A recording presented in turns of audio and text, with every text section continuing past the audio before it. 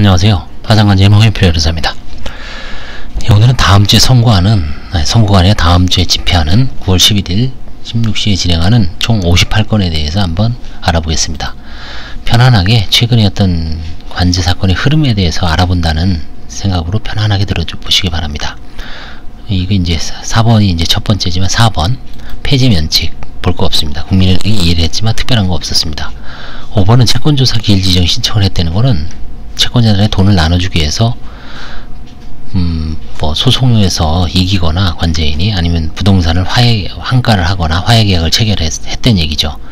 국민은행하고 서울신용보증에 대해서 사행위 소송을 이미 제기했고요. 서울에서 그 다음에 그 면가매각이라는 이의신청서를 제출을 해서 관제인이 이미 다 조치를 해서 이제 원만하게 마무리했습니다. 한 4천 정도 나눠줄 것 같아요. 6번은 폐지면책 볼 거 없고요. 7번은 보험해약환급금 일부 환가를 해서 돈을 나눠주네요.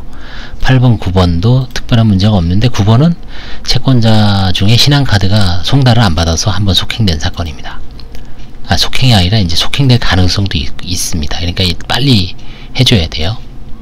10번은 채권조사 기일이 지정됐죠. 아들 명의로 변경한 보험해약환급금을 환가를 하는 겁니다.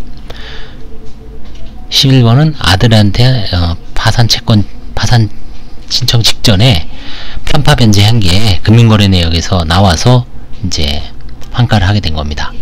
12번은 환가를 하는데 채권자들한테 나눠주지 못합니다. 세금이 많아서 세금을 내고 폐지해야 됩니다. 이럴 때는 채권조사 기일 지정 신청을 할 필요가 없습니다. 13번은 폐지 면책인데 요거 보시면은 개인 채권자가 이의 제기를 했죠. 진땡땡이라는 사람이. 이거는 이제 뭐 큰 적은 아니지만 그래도 이제 좀 긴장을 해야 됩니다. 14번, 15번 그래서 폐지 면책을 했죠. 16번 이거는 이제 채무자가 다른 사람한테 돈을 받고 있었습니다. 참 이것도 운명이죠. 그 사람이 참 관제인 앞에서 이렇게 털어놨기 때문에 어떻게 보면 착한 사람이죠. 착한 사람이 이렇게 털리게 돼 있는 거죠. 참 교묘하게 그냥 관제인을 속이려고 했으면 어떻게 당할 수가 없어요. 근데 뭐 이제 얘기하는 바람에 이거 이제 일부 환가를 하게 된 겁니다. 17, 18, 19, 20 특별하게 문제가 없고 채권조사 안 합니다. 21번은 이제 송달이 안 되는 거예요. 회사가. 근데 이거는 이제 회사 법인 등급을 띄워보니까 2017년에 해산이 됐기 때문에 판사님이 공고 가름 신청을 쉽게 받아줄 것 같습니다. 22번은 경매공탁금 안 찾아간 게 있는데 이거 아마 출급을 안 해줄 것 같아요. 근데 일단 한번 신청을 해보고 나중에 혹시 한번 자세하게 별도로 테마로 말씀드릴, 요즘 이게 쟁점이 많이 되기 때문에 또 한 곡씩 떠들 일이 있을 겁니다. 폐지 면책. 요거는 이제 송달이 안 된 게 하나 있어요. 그래서 조금 시간이 오래 걸릴 수도 있습니다. 30번은 채권조사 기일 지정을 했죠. 이거는 이제 보증금을, 이것도 나중에 이제 뭐 종료되면 나중에 환가 케이스, 면책 케이스 중에 나타나겠지만 채무자 명의로 보증금이 있다가 시어머니하고 합가하면서 거기다 뭉친 겁니다. 근데 원래 그 돈이 시어머니 거였어요. 또 근데 채무자 명의에서 시어머니 명의로 넘어갔기 때문에 채무자가 시어머니한테 받을 땐 증여를 받은 거고 다시 또 준 거는 증여죠. 뭐 대여라도 마찬가지예요. 시어머니한테 채무 초과인 상태에서, 그쵸? 채권 채무 관계가 편파행위이기 때문에 부득이 일부 환가를 했습니다. 31번도 이것도 이혼 후 채무자에게 이혼을 했어요. 재산도 안 받았어. 그럼 사실은 완전히 남남이죠. 근데 국민연금인가 한 100만원 나온 걸 계속 줘요. 꾸준히. 자기도 회생하면서. 그래서 가장이혼 같기도 하고. 근데 통화 내역을 봤더니 또 없어요. 흔적이.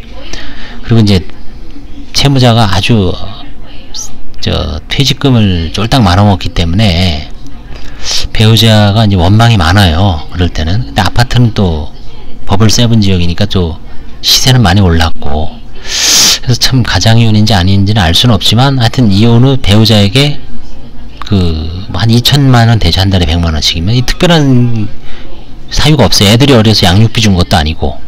그래서 이거는 일부 토해내기로 이제 했고, 나중에 이제 화해계약을 체결할 예정입니다. 폐지면책, 폐지면책. 이 이상이 이제 29건이 신건이었고요. 속행은 뭐냐면, 과거에서 이제 뭐 배당이라든가 추가조사라든가 재단채권, 세금을 변제하기 위해서 오랫동안 진행되어 온 사건입니다. 근데 이제 속행 사건이지만 이번에 이제 완전히 종결되는 사건이 좀 많습니다. 종결.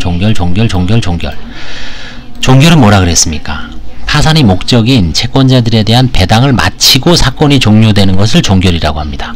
폐지는 채권자들의 돈을 나눠주지 못하고 절차가 없어지는 것을 폐지라고 하죠. 파산 폐지라고 하죠. 폐지가 됐든 종결이 됐든 파산 절차는 끝나는 겁니다.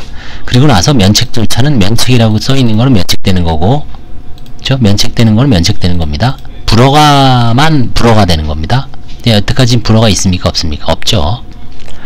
43번. 여기서도 뭐 국민은행이 이의제기를 했는데 이것도 큰 의미는 없습니다. 국민은행이 요즘 열심히 합니다. 국민은행이 이 은행 중에 다른 은행은 아니죠. 국민은행이 이의 선두주자입니다. 은행권에서는. 그러니까 국민은행 잘 살펴보십시오. 이거는 폐지 면책되지만 특별하게 세금만 냈다는 거예요. 환가를 해고. 그러니까 이제 그냥 폐지 면책이면, 이런 거는 폐지 면책이면 이건 환가가 없었던 거고, 이거는 똑같은 폐지 면책인데 구별을 해야 되죠. 그래서 이제 재단 채권 변제 후 세금 내고 끝냈습니다. 국가 좋은 일만 시켰죠. 물론 관제인도 거기서 좀 부스러기 먹지만 이제 국가의 세금, 국고가 아주 튼튼해졌죠. 이것 때문에 5개 끝냈고요. 요거는 이제 부동산을 매각을 했는데 뭐 좀 애매모호해요. 뭐 사실혼이라고 주장하는데 진짜 사실혼인지 아닌지 알 수가 없잖아요. 사실혼을 증명을 해야 돼, 이럴 때는 이 사람이. 근데 증명할 생각을 안 하고 그냥 나자빠져 있으니까 이건 면책 불허가 시킬지 참. 일부 좀 화해계약을 하면 되는데 부동산 팔고서 한 1억 얼마 이상 되는 돈을 여자가 싹 가져갔다니까 이거 참 믿을만한지 알 수가 없죠. 진짜 정식 혼인이었으면은 뭐 협의혼 신고서를 내고 기여도가 있다 그러면 1억 정도의 여자 혼자 사는데 땡칠 수도 있죠. 근데 뭐 하다못해 사실혼이라면은 이럴 때는 과거 사실혼으로 추단받기 위한 그걸 갖고 오시라고요. 뭐냐면 무슨 뭐 하다못해 사진이라도 없나? 제가 만약에 이 사람 변호사라면 뭐 아이디어를 짜낼 텐데, 저 관제인 저거를 설득을 해서 이거 재산을 안 뺏기려면 사실혼, 우리 이제 가사소송에서 한번 생각을 해보십시오. 사실혼이라고 하려면 일단 결혼사진이 있는지, 그 다음에 주변에 이 두 사람은 살았습니다. 같이 어디서 뭐 경기도 어디에서 10년간 살았습니다. 살림 차리는 거를 목격을 했습니다. 증인 진술서도 적극적으로 갖고 오고, 그 다음에 같은 직장 주변에 있는 주민들 이런 거 저런 거 할 텐데 의지가 없어요. 1억 이상 채무를 매덕을 탕감받는데 그 정도 의지도 없이 관제인만 탐만하면 되겠습니까? 관제인이 뭐 슈퍼갑이니 뭐 그쵸? 자세가 안 돼 있죠. 예를 들어서 저라면 뭐 한 1억 탕감해 준다면 아주 죽을 듯 살등 할 것 같아요. 47번은 채권조사 기일 지정이 한다. 동생한테 편파 변제를 한 게 이제 드러났어요. 그러니까 동생, 아까 아들들 둘이 있죠. 그러니까 이게 친족한테는 뭐 쉽게 변제를 하죠. 그럴 수밖에 없죠. 이 폐지 면책, 이거는 불출석, 지난 기일에 아마 이제 출석을 못했습니다. 무슨 사정으로. 그래서 그런 사람들은 뭐 변한 게 없습니다. 그냥 면책으로 보고하고 속행 보고서는 안 썼습니다. 53번은 이제 이번 기일에 채권 조사가 이루어지는 겁니다. 이미 지난 기일에 채권 조사 기일 지정 신청을 했고 그 사이에 채권 조사를 한 거죠. 관제인이 판결에 준해서 증거에 의해서 엄격하게 조사를 해서 채권을 인정할 건 인정하고 부인할 건 부인하고, 그래서 채권 시부인표를 법원에 이미 다 제출을 합니다. 채권 조사는 하나, 둘, 셋, 넷. 채권 조사를 마치고 돈이 다 들어왔기 때문에 그 다음부터는 배당표를 짜고 허가받고 재단 채권 승인을 받아서 먼저 세금을 매고 관제인 보수 빼고 남은 돈으로 배당표를 짭니다. 배당표를 짜서 채권자들한테 통지하고 이의 있으면 손들어, 이의 없으면 그대로 배당을 합니다. 돈을 나눠주고 계좌를 송금하고 그 다음에 계산보고를 하고 법원에, 그 다음에 종결보고를 하고 그 다음에 배당액을 최종적으로 법원에다가, 요즘은 전자소송 판에다가 누구한테 돈을 얼마 나눠줬습니다 라고 해서 배당액까지 다 기재를 합니다. 그래야지 완전히 다 끝나는 거예요. 이 나중에 배당의 일생, 배당사건의 일생에 대해서는 한번 제가 나중에 일반인들한테 한번 기록을 다운로드 받아서 한번 보여드리겠습니다.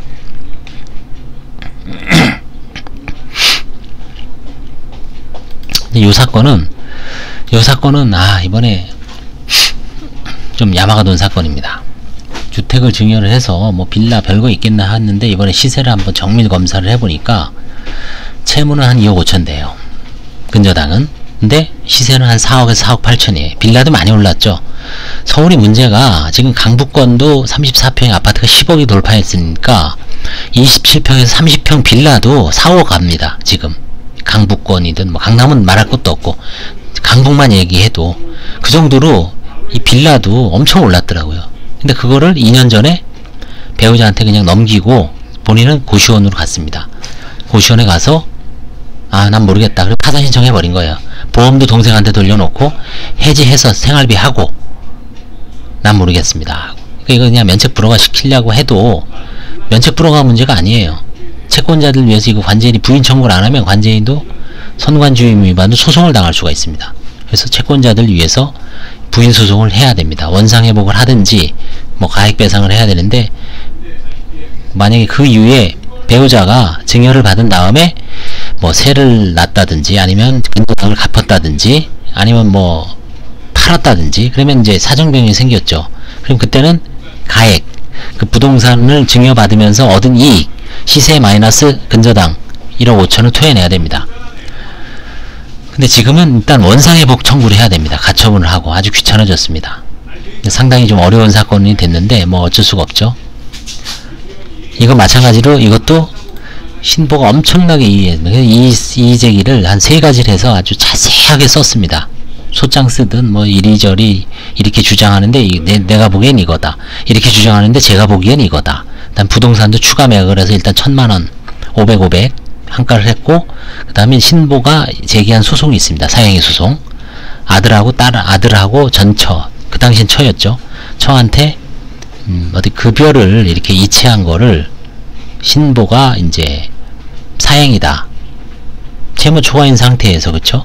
근데 실질적으로 그걸 급여고 생활비를 다 썼기 때문에 거기서 사회 의사가 있다라고 보기엔 좀 어렵죠. 사회 의사, 흔히 말하면 이거는 사회 의사가 있어도 부인권 행사 조각사유 같아요. 제가 보기에는. 아니 뭐 마누라하고 애들 먹여 살리려면 압류된 채 어떻게 해요? 그러면 아들하고 회사한테 부탁을 해서 자기 마누라하고 아들 통장으로, 그게 어느 때는 한 4, 500 됐고 적을 때는 뭐 점점 해서 나중에 이제 100만원대로 줄었어요. 나이가 들면서 영업을 딸리죠. 한 7년 정도 그렇게 해서.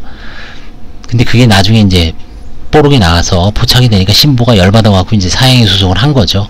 제가 봤을 때는 그런 거는 생존을 위한 부인권 행사, 사회적 상당성이 있죠. 그쵸? 그럼 뭐 마누라 자식 굶어 죽이는 얘기예요?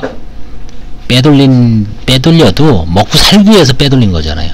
그러면 부인권 행사 조각 사유가 생겨서, 다만 지금 민사소송에서는 이제 아마 재판장님이 화해 공고를 했는데 서로 말을 안 들어요. 그래서 제가 오늘 채무자한테 한 2천에 합의하자. 근데 채무자가 그건 어렵습니다. 돈 1000 정도에 합의하기로 했습니다. 그래서 뭐 합의하면 종결되는 거죠. 63, 64 이것도 특이한 거 없고요. 그래서 이렇듯 주로 이제 제가 이렇게 얘기한 것 중에 핵심 키워드가 한 가는 뭡니까? 사행위가 좀 있고요. 사행위, 이것도 사행위입니다. 사행위, 보험해약환급금, 그쵸? 그 다음에 편파행위, 이것도 사행위 내지 편파행위입니다. 이것도 편파행위, 이것도 사행위죠. 편파 혹은 사행입니다. 이것도 사행이죠. 이거는 사행이 아니라 그냥 받을 거 이제 환가한 거고, 편파, 그쵸? 이건 은닉, 변경, 그쵸? 이거 그냥 차량 갖고 있었던 거 매각한 겁니다. 사행이. 자, 그러면 이제 결국은 비슷하죠. 보편상제예요. 결국은 보가 뭐라 그랬습니까? 보험 해약 환급금. 그쵸? 편이 이제 편파행위 혹은 편파행위는 가장 폭넓은 행위라 그랬죠. 좁은 의미에서는 사행위, 민사에서는 사행위보다 더 포괄적인 게 편파행위입니다.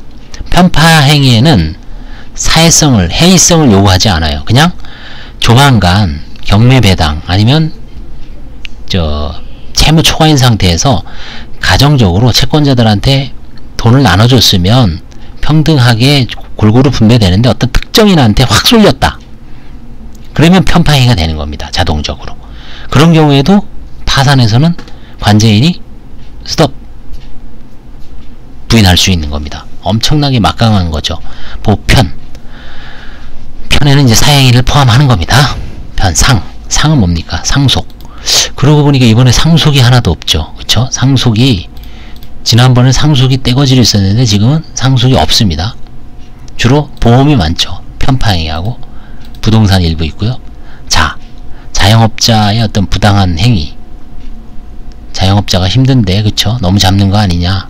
이런 것도 참 저도 따로 이제 보편상자에서 자영업자가 지금 가장 타격을 받잖아요. 그쵸? 코로나로 뭐 파산해서 이렇게 때려잡으면서 그쵸? 그래서 앞으로 좀 뭐 자영업자 불가피한 측면이 있으면은 넘어가야 되는데 하여튼 사행위가 가장 많아요. 편파행위하고 보편상 이번에는 사행위 편파행위가 가장 많다는 걸 알 수가 있죠. 자, 여기까지 하고 뭐 참조만 하십시오. 그냥 이럭저럭 그냥 주절주절 떠들어 봤습니다. 감사합니다.